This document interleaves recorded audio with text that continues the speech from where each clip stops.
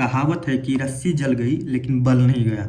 पाकिस्तान के ऊपर यह कहावत एकदम फिट बैठती है। पाकिस्तान सरकार दुनिया भर में घूम घूम कर कर्ज का भीख मांग रही है, लेकिन उसके जहरीले मौलाना उस भिखारी की तरह बर्ताव कर रहे हैं जिसे भीख नहीं मिलने पर वह बददुआ देने लगता है। इसी तरह के एक मौलाना का नाम है साद रिजवी। आर्थिक बदहाली से जूझ रहे पाकिस्तान में आतंकी संगठन की गतिविधियों ने मुश्किल और बढ़ा दी है। हाल में ही तहरीके तालिबान ने पाकिस्तान पर बड़ा आत्मघाती हमला कराया। उसके बाद एक जिहादी संगठन के मुखिया ने पाकिस्तान हुकूमत को एक हाथ में कुरान और दूसरे हाथ में एटम बम रखने की सलाह दी। मौलाना साद चाहता है कि पाकिस्तान अब भिखारी बनने के जगह डाकू बन जाए और अन्य देशों को डरा कर लूटना शुरू कर दे। मौलाना साद ने कहा कि पाकिस्तान सरकार कमजोर है और उसने ये भी कहा कि तुम प्रधानमंत्री और आर्मी चीफ समेत तमाम कैबिनेट को अपने साथ ले जाते हो कि पाकिस्तान की अर्थव्यवस्था को बचाया जा सके। तुम दुनिया के हर दरवाजे पर भीख मांगते हो, कोई देता है तो कोई नहीं देता है, कोई अपनी शर्त लागू करता है। रिजवी ने आगे कहा कि सरकार एक बार अपने दाएं हाथ में कुरान और दूसरे हाथ में एटम बम का बक्सा लेकर कैबिनेट के साथ निकलो। सारी दुनिया तुम्हारे कदमों में न आ गई तो मेरा नाम बदल देना। साद रिजवी ने यह बातें तब कही जब वह स्वीडन में कुरान जलाने पर पाकिस्तानी सरकार की आलोचना कर रहा था। साद रिजवी ने कहा पाकिस्तान सरकार का रिस्पॉन्स बहुत कमजोर रहा। सरकार उन्हें सबक सिखाने में नाकाम रही जिसने कुरान को जलाया था। तुम दुनिया में सदर को लेके, वजीर आजम को लेके, अपनी तमाम काबीना को लेके जहाज भर के पाकिस्तान की इकोनॉमी बचाने के लिए चीफ ऑफ आर्मी स्टाफ को भी आगे लगाकर दुनिया में जाकर हर एक के दरवाजे पर भीख मांग रहे हो। कोई तुम्हें देता है, कोई तुम्हें नहीं देता, कोई अपनी शराइत मनवाता है। क्यों जा रहे हो? कहा जी मुल्क की इकोनॉमी खतरे में है, हम मुल्क की मैशत बचाने के लिए जा रहे हैं। मैंने कहा इधर आओ। तुम कहते हो पाकिस्तान की रोडों पे निकलने से कुछ नहीं होता।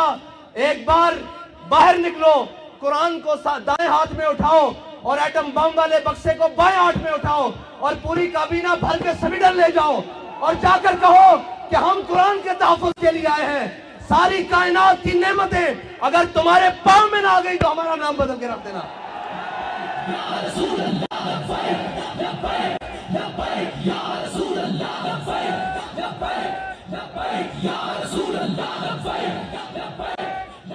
तुम्हें बताते हैं। पाकिस्तानियों ने भीख मांगने का नया तरीका इजाद किया है।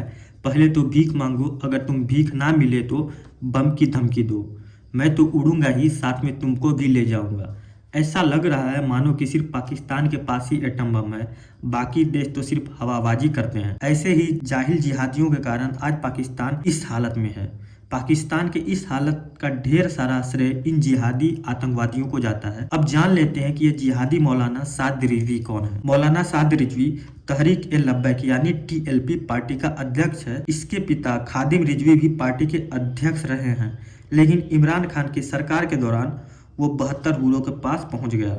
पार्टी का अध्यक्ष बनने के बाद साद रिजवी पाकिस्तान में इस निंदा कानून खत्म नहीं करने के लिए सरकार पर दबाव बनाने लगा। इसके साथ ही उसने फ्रांस में पैगंबर मोहम्मद का कार्टून बनाने के खिलाफ पूरे पाकिस्तान में प्रदर्शन किया। उसने फ्रांस के सामान का बहिष्कार और राजदूत को बाहर निकालने की भी मांग की थी। जून 2022 में उपचुनाव के दौरान साद रिजवी पर कराची में फायरिंग भी हुई थी। पाकिस्तान जैसे कट्टरपंथी मुल्क में मौलाना साद जैसे जिहादी लोगों की कमी नहीं है, इसलिए हमेशा से यह माना जाता है कि परमाणु बम वाला पाकिस्तान दुनिया के लिए खतरा है। साल 2022 में अमेरिकी राष्ट्रपति जो बाइडेन ने कहा था कि पाकिस्तान का परमाणु राष्ट्र होना दुनिया के लिए खतरा है। मौलाना साद ने अपने भाषण में कहा कि किसी भी राष्ट्र के साथ बात करने की कोई जरूरत नहीं। पाकिस्तान धमकियों से उन्हें मजबूर कर सकता है कि कोई भी देश उन्हें भीख दे दे। अब जबकि पाकिस्तान की आर्थिक हालत दिन ब दिन बिगड़ते जा रहे हैं, तो तहरीक-ए-लब्बैक की ओर से दुनिया को एटम बम से डराने की सलाह दी जा रही है। यह लोग पाकिस्तान को भीख के भी आड़े आ रहे हैं। मतलब अब पाकिस्तानी सरकार भीख मांग रही हो, ये लोग रोड़ा बनकर खड़े हुए हैं। अब यह देखना रहेगा कि पाकिस्तान कब तक बर्बाद हो रहा है। आप क्या सोचते हैं इन मुद्दों पर? आप अपनी राय कमेंट के जरिए हमें दे सकते हैं। अगर ये वीडियो पसंद आया है तो वीडियो को लाइक कीजिए, अपने दोस्तों के साथ शेयर कीजिए और जाते जाते चैनल को सब्सक्राइब करना बिल्कुल मत भूलिएगा। जय हिंद, वंदे मातरम।